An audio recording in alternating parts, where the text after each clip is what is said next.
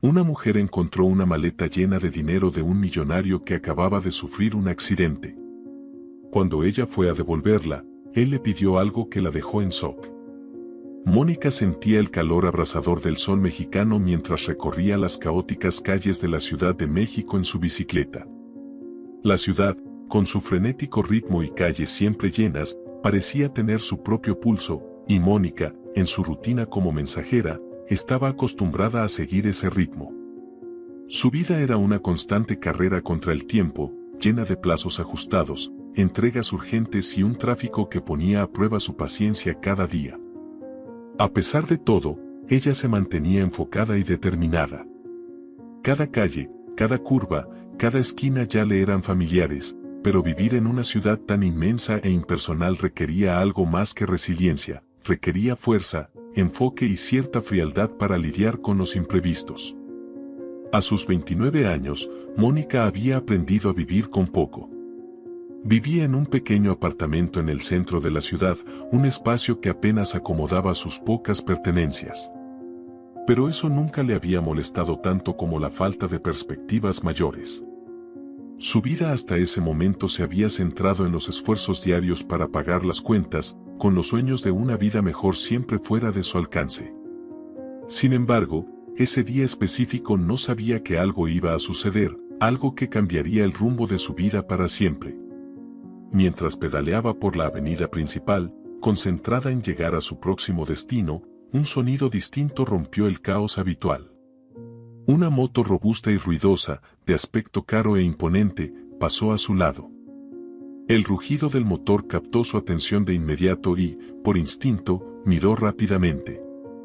El motociclista parecía casi fuera de lugar en ese escenario tan cotidiano para Mónica. Vestido con una chaqueta de cuero impecable y un casco estiloso que reflejaba el brillo del sol, exudaba confianza. Todo en él parecía indicar que vivía en un mundo completamente diferente al de Mónica. Quizá era un empresario exitoso, alguien acostumbrado a viajar y hacer negocios por todo el mundo.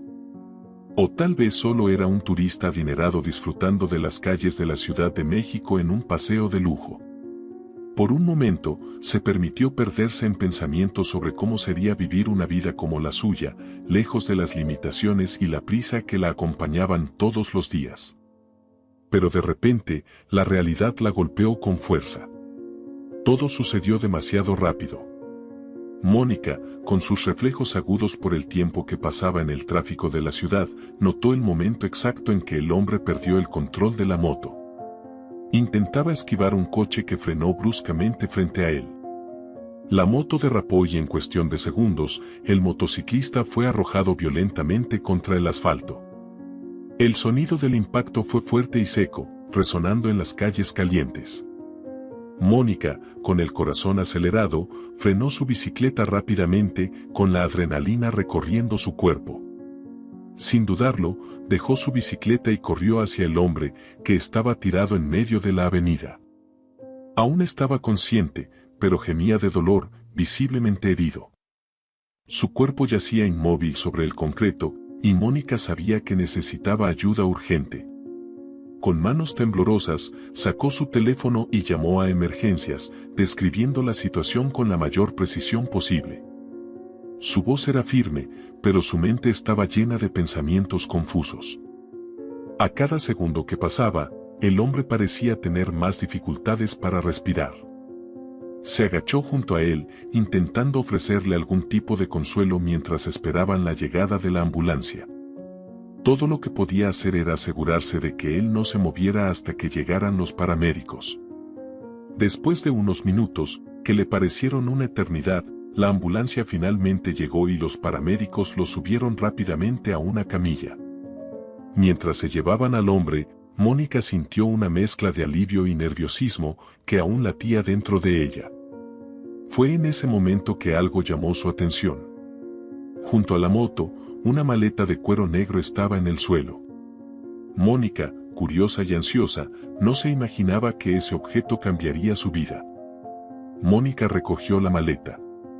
Era pesada, y al abrirla, sus ojos se agrandaron al ver el contenido.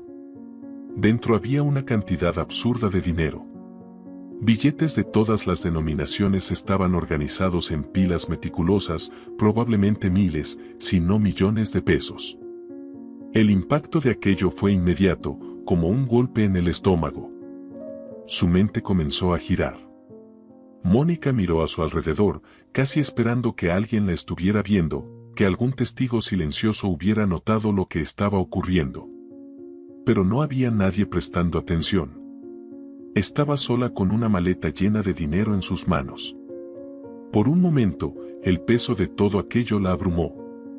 El dinero podría resolver todas sus deudas y garantizarle meses de tranquilidad. Sueños que antes parecían inalcanzables ahora estaban a su alcance. Solo tenía que cerrar la maleta e irse. Era la oportunidad de toda una vida. Un camino hacia la libertad financiera, hacia una nueva vida que siempre había deseado pero nunca había podido alcanzar. Mónica se quedó allí, de pie, sosteniendo la maleta con ambas manos, tratando de calcular el impacto que todo ese dinero podría tener. La tentación era poderosa, y el momento parecía invitarla a tomar una decisión. Sin embargo, a medida que el pensamiento se asentaba, algo empezó a incomodarla. El dinero, por más tentador que fuera, no le pertenecía. La imagen del hombre herido en el suelo, luchando por respirar, invadió su mente. Acababa de sufrir un terrible accidente y probablemente estaba entre la vida y la muerte. Ese dinero era suyo, y ella sabía que no sería correcto simplemente tomar lo que no le pertenecía, por más que nadie estuviera allí para impedirlo. Mónica no era ese tipo de persona. Cerrando la maleta con un gesto firme, decidió que devolvería el dinero. Pero, ¿cómo hacerlo? No sabía nada sobre el hombre, aparte del hecho de que había sido llevado en ambulancia momentos antes. Decidida, llamó a algunos hospitales de la ciudad, explicando lo ocurrido e intentando localizar al hombre. Después de varios intentos y algo de insistencia, consiguió la información de que él estaba en el Hospital General, una de las mayores y más concurridas unidades de la ciudad. Mónica sintió una mezcla de alivio y nerviosismo. El hombre estaba vivo, pero su condición era grave. Había sufrido una perforación en el hígado, y los médicos temían complicaciones serias. Aún así, la recepcionista del hospital le informó que estaba consciente, aunque bastante debilitado. Con la maleta firmemente en sus manos y el corazón acelerado, Mónica se dirigió al hospital, con la mente llena de anticipación. Estaba nerviosa. No sabía qué esperar al volver a verlo, pero sabía que estaba haciendo lo correcto. Al llegar al hospital, Mónica fue conducida hasta la habitación donde el hombre estaba internado. El ambiente era frío y silencioso, como si el tiempo se detuviera ante la fragilidad de la vida. El fuerte olor a desinfectante y el suave sonido de las máquinas de monitoreo cardíaco llenaban el aire. Cuando entró en la habitación, vio al hombre tendido en la cama, pálido y visiblemente debilitado, conectado a varios tubos y máquinas. Parecía haber envejecido desde el accidente, como si el dolor y el trauma le hubieran robado su vitalidad. Mónica dudó, pero avanzó. Al abrir los ojos, el hombre la miró con sorpresa y gratitud. «Tú, eres la mujer que me ayudó, ¿verdad?», preguntó con voz débil, casi en un susurro. Mónica asintió con la cabeza, sintiendo un nudo formarse en su garganta. «Sí. Te ayudé justo después del accidente». Hizo una pausa, sujetando la maleta con más firmeza. «Encontré tu maleta en el lugar del accidente. Pensé que debía devolvértela». El hombre miró la maleta y luego de vuelta a ella. Sus ojos, cansados y llenos de dolor, brillaron con algo que parecía más profundo que el simple reconocimiento. «Podrías haberte quedado con eso.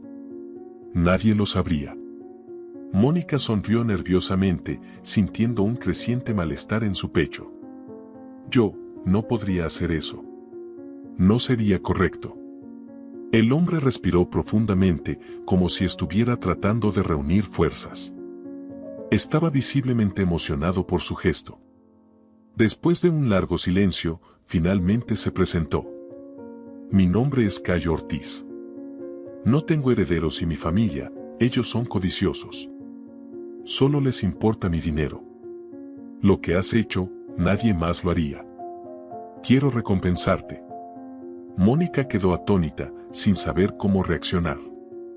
Esa situación ya parecía demasiado surrealista y la idea de que él quisiera recompensarla por devolver algo que le pertenecía era inesperada. Antes de que pudiera pensar en una respuesta, Cayo continuó, su voz aún más seria y urgente. Me estoy muriendo, Mónica. Necesito un trasplante de hígado y mis posibilidades no son buenas. Yo necesito a alguien en quien confiar. Si no sobrevivo, quiero que heredes todo. Podemos casarnos aquí mismo hoy. Mis abogados se encargarán de todo. Si muero, podrás usar ese dinero como quieras. Ayudar a las personas, como sé que lo harías. La petición fue tan inesperada que Mónica no supo qué decir de inmediato. ¿Casarse con un extraño? ¿Heredar toda esa fortuna? Nada de eso tenía sentido, pero la gravedad de la situación también era innegable. Mónica se sorprendió con las palabras de Cayo. La propuesta de matrimonio en ese contexto sonaba como una solución práctica y desesperada, un reflejo del miedo y la fragilidad que él sentía ante la inminencia de su propia muerte. Le ofrecía algo inimaginable, una fortuna capaz de transformar la vida de cualquier persona. Para muchos, la propuesta sería irresistible, una salida justa para tantas dificultades, una forma de retribuir por haber salvado su vida. Sin embargo, algo la inquietaba profundamente. Para Mónica, el dinero no era lo más importante en ese momento. Sabía que no podría vivir consigo misma si aceptaba esa oferta por las razones equivocadas. No quería tomar una decisión tan seria movida por el desespero de Cayo y por la delicada situación en la que él se encontraba. Lo que realmente le importaba en ese instante era salvar su vida, no lo que él poseía. Mónica respiró profundamente, organizando sus pensamientos. Con firmeza, pero con un toque de ternura en su voz, respondió, Cayo, te ayudé porque sentí que era lo correcto, no por tu dinero. Y casarme contigo ahora, sin que nos hayamos conocido realmente, no me parece correcto. No es así como quiero hacer las cosas. Cayo la miró, visiblemente perplejo, sin saber cómo reaccionar. El mundo en el que vivía estaba lleno de intereses y transacciones, donde la mayoría de las personas a su alrededor estaban más preocupadas por sus posesiones que por su vida. No esperaba una respuesta tan genuina y desinteresada. Mónica podría haber aceptado, y él lo sabía. Podría haberse casado con él en ese momento y, aunque él no sobreviviera, ella estaría respaldada por una fortuna que muchos codiciarían. Pero en lugar de eso, optaba por algo más profundo, algo que él nunca había experimentado, altruismo genuino. Mónica prosiguió, ahora con una tranquilidad que contrastaba con la urgencia de la situación, enfoquémonos en lo que realmente importa ahora. Podemos hacer la prueba de compatibilidad. Si puedo donar parte de mi hígado para salvar tu vida, lo haré. No quiero nada a cambio, solo tu recuperación. Las palabras de ella llenaron la habitación de una nueva esperanza.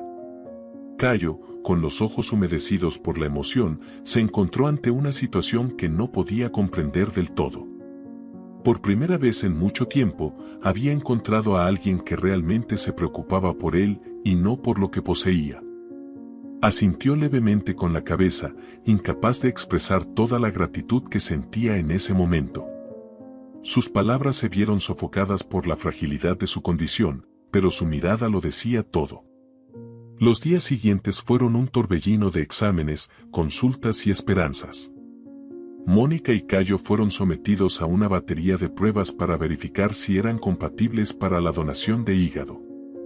Aunque las probabilidades eran mínimas, algo dentro de Mónica le decía que había tomado la decisión correcta y que, de alguna manera, todo saldría bien.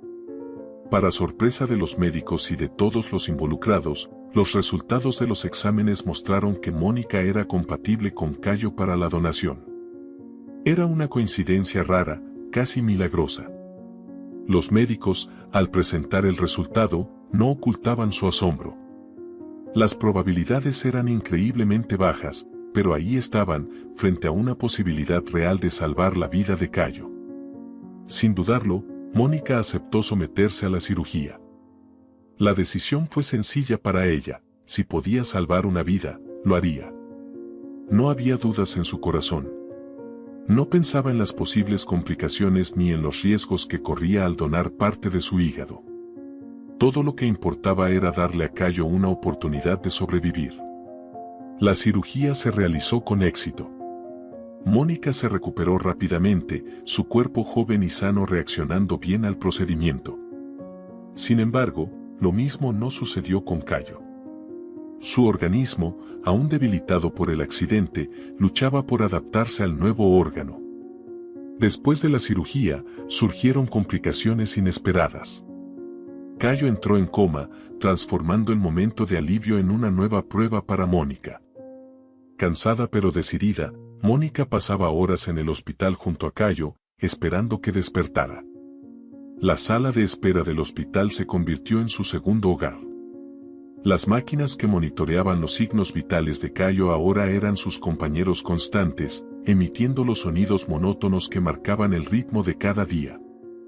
Los médicos eran cautelosos en sus predicciones, diciendo que las próximas semanas serían cruciales. Con el tiempo, los familiares de Cayo comenzaron a aparecer en el hospital.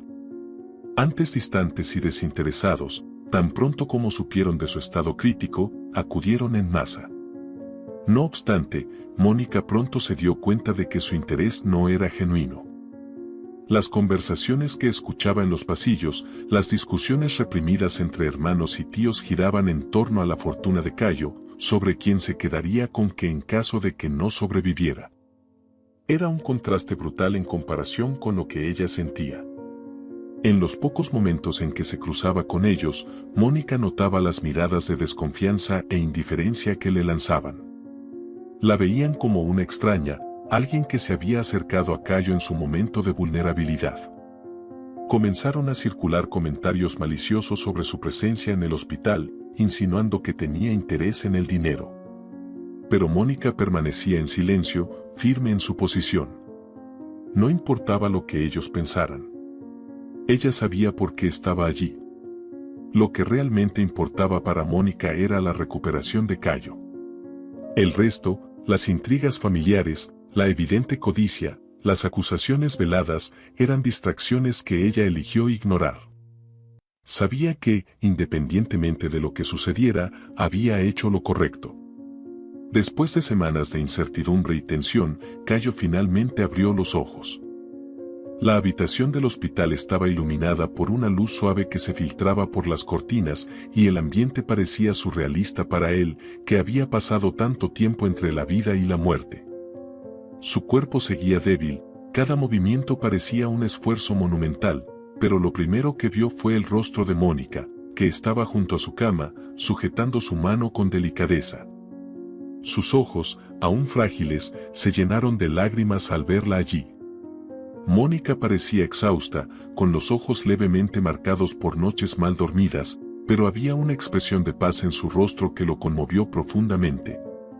«Tú, todavía estás aquí», murmuró, con la voz casi inaudible, como si no pudiera creer lo que estaba viendo.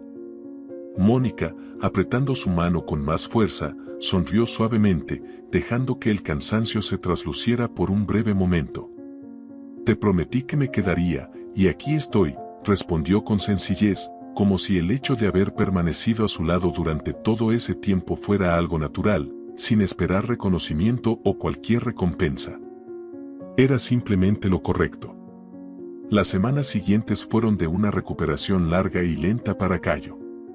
Cada día traía un pequeño progreso, pero también nuevos desafíos. Tuvo que reaprender a realizar tareas simples, y su cuerpo, aún debilitado por la cirugía y el coma, requería cuidados constantes. Durante ese tiempo, su familia, que había pasado semanas peleando por los bienes de Cayo mientras él estaba inconsciente, volvió a su rutina sin preocuparse por ofrecer ayuda en su recuperación. Ninguno de ellos se ofreció a cuidarlo o siquiera a preguntar por su salud. Cayo se dio cuenta de esto poco después de ser dado de alta. Al regresar a casa, se enfrentó a la realidad de tener que organizar cuidados médicos y asistencia para continuar su recuperación. Habló con médicos, enfermeras e incluso consideró contratar un equipo para ayudarlo.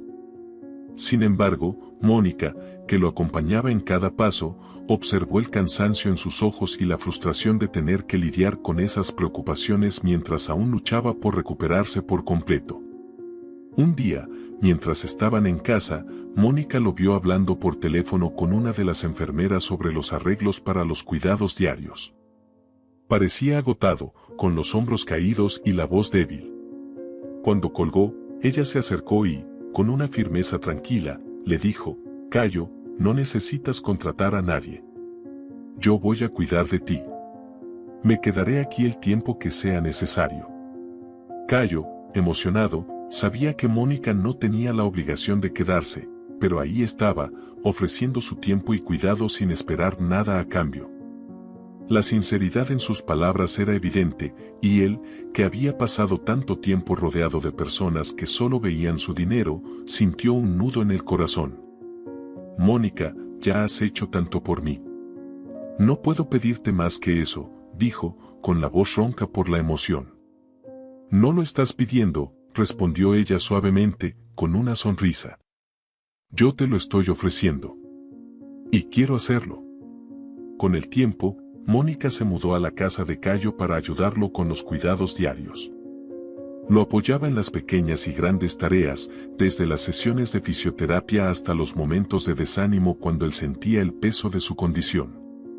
Durante ese tiempo, algo comenzó a crecer entre ellos. La relación de complicidad que había nacido en el hospital se fortalecía cada día. No era solo la relación de alguien que cuidaba y otro que recibía cuidados. Era un intercambio mutuo de apoyo, confianza y cariño. Cayo, que siempre había estado rodeado de personas interesadas en su fortuna, encontró en Mónica una autenticidad rara. Ella no estaba allí por obligación ni por conveniencia. Estaba a su lado por elección propia, porque realmente le importaba. Y ese gesto desinteresado, día tras día, hacía que él la admirara aún más. Mientras Cayo se recuperaba, su percepción de Mónica cambió.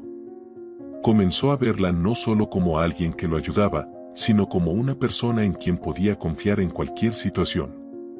Alguien que, en medio de tantas dificultades, era un refugio seguro. Poco a poco, la gratitud dio paso a algo más profundo, algo que no esperaba, pero que crecía dentro de él con cada mirada, con cada gesto de bondad. Mónica también empezó a darse cuenta de que lo que sentía por Cayo iba más allá de la compasión o el deber de cuidarlo. Se sentía cada vez más conectada a esa persona que antes solo era un extraño en una moto cara, pero que ahora se volvía alguien esencial en su vida. Con el paso de los días, algo más grande que la simple gratitud comenzó a florecer entre Mónica y Cayo. Para Cayo, que venía de un mundo donde casi todos a su alrededor estaban interesados únicamente en su fortuna, Mónica era una revelación. A ella no le importaba el dinero ni el estatus. Lo que la movía era algo mucho más genuino, el deseo de ayudar y una compasión sincera. La convivencia con Mónica hizo que Cayo comprendiera el verdadero valor de las personas. Entendió que, muchas veces, el dinero no significaba nada frente a los gestos simples y sinceros. Y Mónica era la prueba viviente de eso: su cuidado, su presencia constante y desinteresada, la forma en que lo trataba sin pedir nada a cambio, tenían un poder que él nunca había experimentado. Por su parte, Mónica también fue siendo conquistada por Cayo. A lo largo del tiempo, descubrió en él mucho más que el hombre rico y poderoso que había imaginado al principio. Era profundo, tenía historias, heridas y sueños que pocas personas conocían. Poco a poco se fueron acercando, compartiendo confidencias, riéndose de pequeñas cosas, soñando juntos. El vínculo entre ellos creció de manera natural, y a medida que pasaba el tiempo, el cariño que sentían el uno por el otro se transformó en algo más. Cierta noche, después de meses de convivencia, ambos estaban juntos en la casa de Cayo, como de costumbre. Hablaban de la vida, de las cosas que habían vivido, cuando Cayo de repente se puso serio. La miró profundamente a los ojos, su voz suave pero llena de convicción. Mónica, cuando te pedí que te casaras conmigo en el hospital, fue una decisión impulsiva.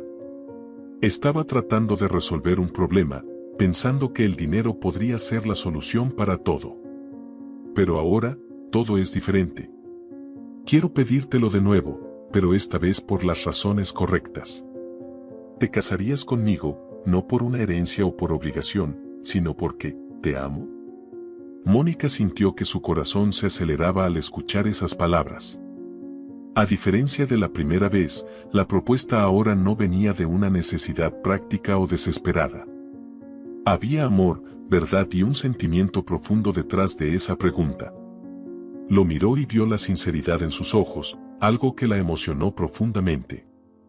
Sintió una ola de felicidad y alivio llenar su pecho. Esta vez, la propuesta era diferente, y ella lo sabía. Una suave sonrisa se formó en el rostro de Mónica. Sus ojos brillaron mientras respondía con la misma sinceridad que había guiado todas sus acciones hasta ese momento: sí, Cayo, acepto. El alivio y la alegría en el rostro de Cayo eran inconfundibles. En ese momento, ambos sabían que su relación era verdadera, construida sobre la confianza, el respeto y el amor genuino que habían cultivado durante los meses juntos. La noticia del matrimonio entre Cayo y Mónica se esparció rápidamente, y no pasó mucho tiempo antes de que los familiares de Cayo, enfurecidos e indignados, aparecieran en la mansión. Habían permanecido distantes durante la mayor parte de la recuperación de Cayo, centrados en discutir sobre su herencia mientras él estaba en coma. Ahora, al escuchar sobre el matrimonio inminente, sus verdaderas intenciones salieron a la luz. Mónica, para ellos, era una amenaza, alguien ajeno que, en su opinión, se había aprovechado de la vulnerabilidad de Cayo para adueñarse de su fortuna. En el salón principal de la mansión, el ambiente estaba cargado. Mónica permanecía al lado de Cayo, firme pero visiblemente incómoda con las insinuaciones que venían de todas direcciones. Sabía que esas miradas y acusaciones no se movían por preocupación hacia Cayo, sino por puro interés material. Ella te está manipulando, Cayo. Todo lo que esa mujer quiere es tu fortuna. Gritó una de las tías de Cayo, con el rostro contorsionado por la ira. La mujer, que había pasado semanas lejos mientras Cayo luchaba por su vida, ahora se mostraba profundamente preocupada por sus decisiones. ¿No lo ves? Entró en tu vida cuando estabas vulnerable. Otro primo, no menos enfurecido, se unió al coro de acusaciones: esto no tiene sentido, Cayo. Ella apareció de repente y ahora va a quedarse con todo. ¿Cómo puedes permitirlo? Te ha embrujado. Cayo, sin embargo, no se dejó perturbar. Estaba sentado tranquilamente al lado de Mónica, y al escuchar esas palabras, levantó la mano para que todos guardaran silencio. Su rostro, antes tranquilo, ahora mostraba una firmeza que sus familiares rara vez habían visto. Era evidente que ya esperaba esa reacción y estaba preparado para enfrentarse a ella. Están completamente equivocados, comenzó, con una voz calmada pero con una autoridad incontestable. Si Mónica hubiera estado interesada en el dinero, habría aceptado mi propuesta de matrimonio allí mismo en el hospital, sin ni siquiera conocerme bien. Pero no lo hizo. En cambio, prefirió ayudarme sin esperar nada a cambio. ¿Y ustedes qué hicieron? Además de aparecer ahora que pensaban que yo estaba al borde de la muerte. El silencio invadió el salón. La acusación de Cayo era clara, y ninguno de los presentes parecía dispuesto a enfrentarlo directamente. El desconcierto era palpable. Las palabras de Cayo habían alcanzado el corazón del asunto, no estaban allí por una preocupación genuina, sino por el temor de perder el acceso a la riqueza que consideraban su derecho. Las miradas antes llenas de ira ahora se desviaban hacia el suelo o hacia cualquier punto en la sala que no fuera Cayo o Mónica. Uno a uno, sin más argumentos, los familiares comenzaron a retirarse, derrotados. La tía que había hecho la acusación inicial fue la última en irse, con sus pasos resonando en el piso frío de la mansión mientras abandonaba el lugar en silencio. Con los parientes de Cayo fuera de escena y libres de las presiones externas, Mónica y Cayo finalmente pudieron centrarse en lo que realmente importaba, el futuro que querían construir juntos. La experiencia de casi perderlo todo, tanto en el sentido físico, con el accidente de Cayo, como en el emocional, con las tensiones familiares, les había enseñado a ambos una lección profunda sobre lo que realmente importaba en la vida. El amor genuino, el compañerismo y el deseo de ayudar a los demás se convirtieron en las bases sobre las cuales querían construir sus vidas. Con el tiempo, comenzaron a planear cómo podrían usar la fortuna de Cayo para beneficiar a los demás. Ya no se trataba de acumular bienes o estatus, sino de dejar un legado significativo. Cayo, que antes veía su riqueza como un símbolo de poder y seguridad, ahora la consideraba una herramienta para hacer el bien. Él y Mónica empezaron a discutir proyectos sociales y formas de devolver a la sociedad lo que él había acumulado. Decidieron crear una fundación con el objetivo de ayudar a las comunidades necesitadas de México. El enfoque sería en la educación, ofreciendo oportunidades a jóvenes de bajos recursos, y en la salud, especialmente para aquellos que, como Cayo, enfrentaban enfermedades graves pero no tenían acceso a cuidados médicos adecuados.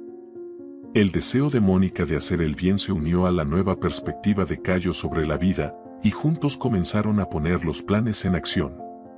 El proceso de creación de la fundación los unió aún más. Pasaron días y noches juntos discutiendo ideas, conversando con expertos y visitando lugares donde la ayuda era más necesaria. La complicidad entre ellos crecía con cada nueva decisión tomada, y el amor que sentían el uno por el otro se fortalecía frente al propósito compartido. Pero los planes para el futuro no se limitaban solo al trabajo social. Con el tiempo, la idea de formar una familia empezó a ocupar un lugar más importante en sus conversaciones.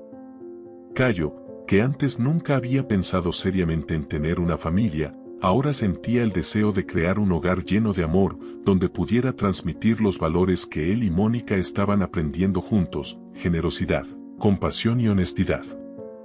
Mónica, por su parte, también comenzó a soñar con lo que vendría.